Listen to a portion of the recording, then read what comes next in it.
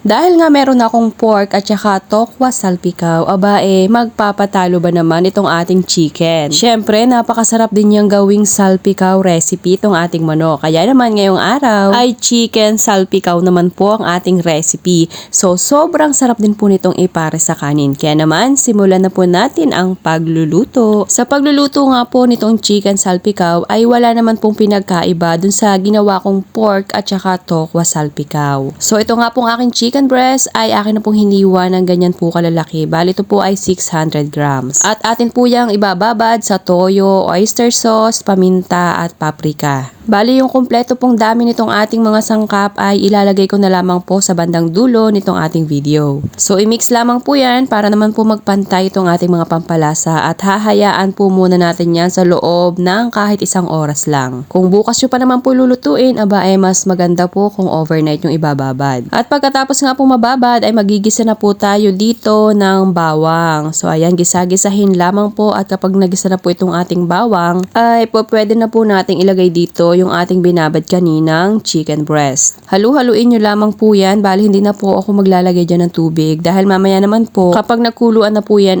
may lalabas din naman po dyang tubig. At saka yung ating nga po mga inilagay kanina na pambabad ay sapat na po yun. So ito po ay aking tatakpan hanggang sa maluto po yung manok. Mas madali po itong maluto kumpara po dun sa ating pork salpikaw. Dahil nga po purong laman ng manok itong aking ginamit dito. After 10 minutes nga po ay ganito na po yung itsura niya and hahayaan ko pa po yung medyo bahagya pa pong maiga. At naglagay na rin po ako dito ng whole mushroom pero pwede nyo naman po yung hatiin kung ayaw nyo po ng ganyan po kalalaki yung inyong mushroom. Halu-haluin po hanggang sa manuot din po yung ating pinakang sarsa dito sa ating mushroom. So ayan. At para nga po mas malinamnam ay naglagay po ako dito ng isang kutsarang butter. So ayan po ay atin na lamang hahalu-haluin and medyo hinanaan ko na po yung apoy dito. Dahil ito po ay sandali na lamang at pwede na po natin yung hanguin. At bago ko nga po hanguin ay nagbudbud po ako dito nung fried garlic. And syempre ito po ang ating dahon ng sibuyas. Siya naman po ay optional na lang pero yung fried garlic mas masarap po talaga kung lalagyan nyo po nun. At kung umabot ka nga po hanggang dito sa part ng ating video,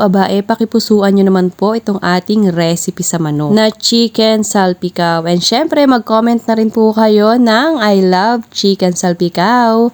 Thank you for watching. Serve and enjoy. And kung hindi ka pa po naka-follow dito sa aking munting kusina, ay paki-like and follow nyo na rin po. Para updated po kayo kapag meron po tayong ganitong recipe. So ayan, kapag ganyan na po ang itsura, pwede nyo na po yung hanguin and make sure lamang po na meron na kayong sinaing.